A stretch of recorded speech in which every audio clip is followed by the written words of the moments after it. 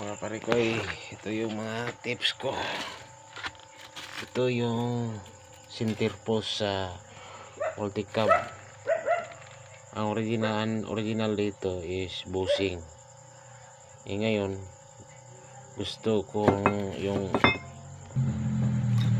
i-convert sa bearing. Ito na siya ngayon, biniring ko na, dinala ko sa machine shop. Ito mga parikoy, bila din dalawa dito sa likod din ito, ganun, para